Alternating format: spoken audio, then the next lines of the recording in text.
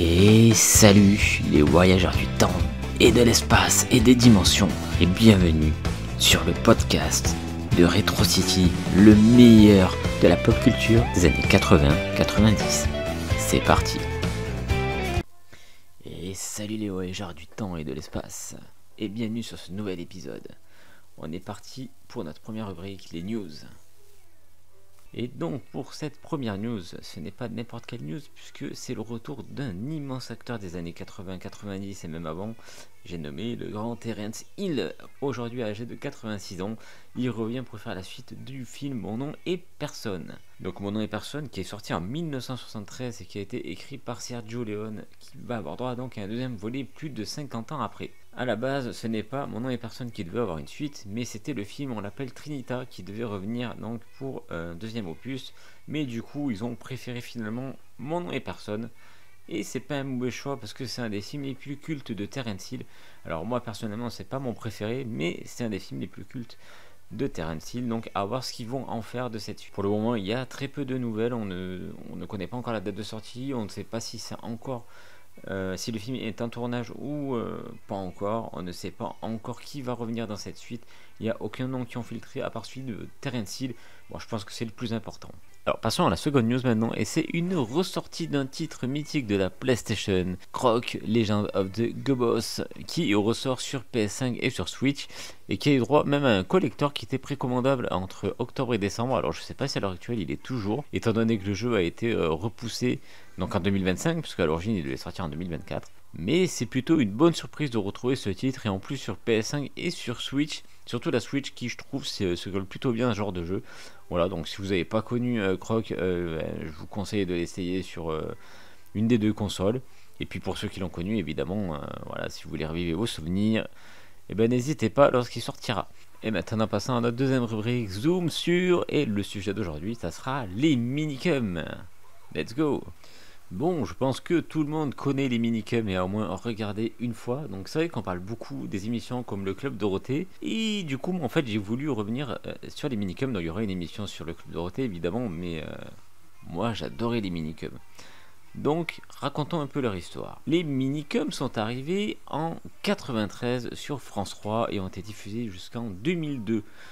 Il y a eu une déclinaison des minicums, enfin un retour des minicums en 2017 jusqu'en 2021, donc sur France 4, qui n'avait absolument rien à voir avec celle qu'on a connue, évidemment, mais j'y reviendrai après. Les minicums, à la présentation, c'était des marionnettes qui parodiaient des acteurs et des chanteurs connus, et aussi des présentateurs, parce qu'on pouvait y découvrir donc MC, qui parodiait MC Solar, Jojo, c'était Johnny Hallyday, Vanessa, c'était Vanessa Paradis, il y avait également Nag, qui était Nagui, enfin bref, ça reprenait des personnalités de l'époque, et c'était plutôt cool, à l'image des Guignols de l'info, qui étaient eux pour les plus grands. C'était également des parodies cinématographiques, des parodies de séries télé, etc. avec le Cinécum. Donc le Cinécum qui parodiait des films comme La Guerre des Étoiles ou encore Tarzan, donc Tarzan qui était devenu Tarznag, La Guerre des Étoiles qui était devenue La Guerre des Petites Étoiles, enfin bref, il y en a eu plein. Ça parodiait aussi des émissions, donc des émissions de l'époque comme Facile à chanter, etc. Et bien entendu les boys bands qui étaient mis en avant. Donc à l'époque c'était les groupes de l'époque qui avaient fait les Bogos 5 qui parodiaient les Balls Apart, les To Be Free, etc. Enfin bref, c'était une émission qui nous parlait beaucoup. Et il n'y avait pas que ça, parce que c'était également des dessins animés et des séries cultes. Donc moi ce que j'aimais dans les minicums, c'est que c'était vraiment un gros mélange de vieux dessins animés et nouveaux dessins animés. Donc de vieilles séries et de nouvelles séries, et de vieux animés et de nouveaux animés. C'est ça qui me plaisait, et on était vraiment servi. Parce que par exemple, on pouvait redécouvrir Albator 84, donc un vieux animé. Enfin, à l'époque déjà, il était vieux, et on pouvait le redécouvrir. Et ça, c'était cool pour la nouvelle génération de l'époque. Et c'est quelque chose que je trouve qui manque beaucoup maintenant à la télévision. Parce que par exemple, si tu zappes sur France 3 ou TF1, il y aura que des nouveaux dessins animés, mais il y en aura zéro ancien. Alors qu'avant, tu avais vraiment ce petit mélange qui faisait que c'était vraiment cool. Donc on pouvait aussi découvrir les dessins animés de l'époque, donc qui étaient nouveaux, comme Albert le 5e mousquetaire, que j'adorais.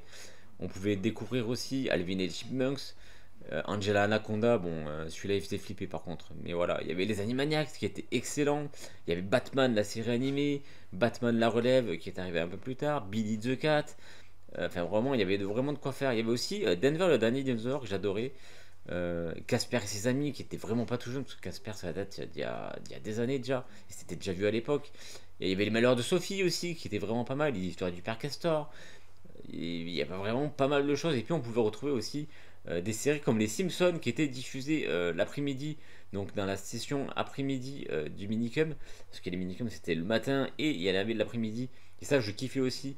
D'ailleurs il y avait les Razmoquettes qui étaient très souvent diffusées l'après-midi et c'était vachement cool parce que quand je rentrais de l'école ou même du collège, parce que c'était encore diffusé quand j'étais au collège, et ben je pouvais me caler mon goûter avec les Razmoquettes. Voilà, et ça c'était super cool. Il y avait aussi des petites pépites comme les zinzins de l'espace, Micha Michien, qui était vraiment pas mal aussi. Et puis il y avait des séries que je trouvais déjà anciennes à l'époque. Alors je pense pas que ça soit si ancien que ça, enfin c'était pas si ancien que ça à la diffusion des minicums, mais il y avait les Intrépides avec Laurent Dutch qui était vraiment cool. Bon, quoique maintenant j'arrive pas trop à les regarder les Intrépides. Alors je sais pas si c'était de l'accent québécois, le grain d'image qui avait vraiment mal vieilli, mais à l'époque j'aimais bien. Voilà, puis il y avait les séries. Alors moi j'aimais bien les séries dans les minicums. Parce qu'il y avait Fais-moi peur. Alors j'étais ultra fan de Fais-moi peur. Qui était un peu comme Chair de Poule. Donc c'était un épisode, une histoire. Et je kiffais cette série qui était diffusée le mercredi matin à 11h. Pardon. Donc le mercredi matin à 11h. En alternance avec Eri Indiana qui était aussi excellente pour l'époque. Qui n'a pas duré longtemps malheureusement. Parce qu'elle a diffusé. Elle a pas duré longtemps. Elle a eu que je crois 13 épisodes. Ce qui est très peu. Et elle était vraiment, vraiment pas mal et ultra sombre d'ailleurs par rapport aux séries qu'on trouve maintenant pour les ados et les enfants. Celle-là était ultra sombre, comme Fais-moi peur d'ailleurs. Il y avait des épisodes qui étaient très très sombres et ça c'était vraiment cool. D'ailleurs, si vous aimez Fais-moi peur, j'avais sorti une vidéo TikTok il y a pas longtemps, donc une vidéo où je revenais sur la série en globalité. Et j'avais également sorti une vidéo il y a un peu plus longtemps avec une intro et une outro de Fais-moi peur qui était uniquement disponible dans les minicums. Pendant longtemps, j'ai cherché pourquoi je ne la trouvais pas ailleurs. En fait, c'était vraiment une exclusivité pour la diffusion de l'époque. Donc, elle est sur ma chaîne TikTok. Je la mettrai également sur la chaîne YouTube Retro City. Donc, je vous invite à aller vous abonner. Donc, vous tapez Retro City, vous allez tomber dessus normalement. Et puis j'oubliais aussi, il y avait des pépites de l'époque comme Widget que je n'ai jamais revu ailleurs dans aucun programme. Alors vous pouvez me corriger si je me trompe, et moi je ne l'ai jamais revu ailleurs. Et c'était un bon dessin animé, j'étais ultra fan aussi quand j'étais petit. J'avais même l'album Panini, voilà, que malheureusement je n'ai plus et qui est aujourd'hui introuvable parce que Widget ce n'est plus du tout diffusé à la télé, ni nulle part d'ailleurs. Voilà, c'est vraiment un peu tombé dans l'oubli et je kiffais cette série. Et rien que pour ça, j'adorais les minicums en fait. Parce qu'il y avait vraiment que dans les minicums, des fois qu'on pouvait découvrir ce genre de petites pépites. Alors je dis pas qu'il n'y en avait pas ailleurs, parce qu'il y avait M6 Kid qui était aussi les rois au niveau des pépites télévisuelles. Et puis bon, il y en avait aussi dans le Club d'eau, etc. Mais les minicums, pour moi, c'était quand même spécial à l'époque. Je sais pas pour vous, mais moi je kiffais cette émission. Et j'étais tout le temps scotché devant, c'était mon rendez-vous, même bien après le Club Dorothée en fait. Des fois, je tapais exprès du Club Dorothée pour aller chez les minicums. Voilà, parce qu'au moment où les minicums ont commencé, le Club Dorothée, on va pas se mentir, hein, ça commençait déjà un peu à vieillir, surtout au niveau de la présentation. J'adorais, mais voilà, je préférais me tourner vers les minicums. J'étais un peu plus concerné en fait par les chansons qui étaient diffusées, par les cinécums, etc. Voilà, c'était vraiment plus mon époque, alors que le Club d'eau, qui bien que ça a démarré, si je ne dis pas de bêtises, en 89, j'avais quand même un peu de mal, voilà, milieu 90. D'ailleurs, le Club d'eau s'est arrêté pas longtemps après, je crois que c'était en 96 quelque chose comme ça. Donc du coup voilà, moi j'étais vraiment un gros fan des minicums. Je sais qu'il y a pas mal de gens qui n'aimaient pas du tout cette émission, mais moi je la trouvais super cool. Alors après j'ai oublié énormément de programmes parce qu'il y avait vraiment énormément de dessins animés, d'animés et de séries qui étaient diffusés. Parce qu'il y avait également Peter Pan et les pirates que je regardais, que je trouvais aussi vraiment cool. D'ailleurs pareil, je crois qu'elle a pas duré ultra longtemps, il a pas duré longtemps ce dessin animé. Je crois que c'était un dessin animé américain en plus. Il était vraiment cool, je trouve que Peter Pan était vraiment revisité comme il fallait dans ce dessin animé. Alors après, j'ai vraiment des souvenirs lointains. D'ailleurs, il faudra que je regarde si je trouve le générique. Mais je trouvais vraiment ce dessin animé super cool. Il y avait aussi Jumanji qui était l'adaptation du film Jumanji, le film culte qu'on ne présente plus avec Robin Williams. Et pareil, la série était vraiment excellente. Donc elle a été rediffusée par la suite sur Canal J parce que je crois que sur les minicums, elle n'avait pas été diffusée en entière. Alors corrigez-moi si je me trompe, hein. Il n'y a pas de souci. Mais c'était vraiment une pépite parce que c'était vraiment un dérivé du film sans être copié-collé du film. Voilà, il y avait vraiment des différences avec le film tout en gardant l'esprit du film et c'était vraiment cool. Donc pareil, si vous avez vu toutes ces séries que je parle, en fait, si vous les avez vues et que ça vous rappelle des souvenirs, n'hésitez pas à mettre un commentaire, donc que ce soit sur Facebook, sur TikTok où je rediffuserai le podcast ou ailleurs en fait où vous tomberez sur le podcast. Voilà, n'hésitez pas à me dire vous aussi les souvenirs que vous avez des minicums. Et puis il y avait une phrase qui apparaissait souvent au début des minicums, elle était prononcée par MC. Voilà, il apparaissait dans une espèce de bulle juste avant le générique et il disait vous êtes avec les minicums, goûte ta chance. Ou c'était tu avec les minicums, goûte ta chance. Et c'est vrai qu'au début, enfin avant on n'y faisait pas gaffe, mais aujourd'hui en fait cette phrase elle prend tout son sens parce que bah oui on avait de la chance d'avoir tous ces programmes, que ce soit les minicums ou autres. Et du coup c'était une idée de génie de mettre ça avant le générique.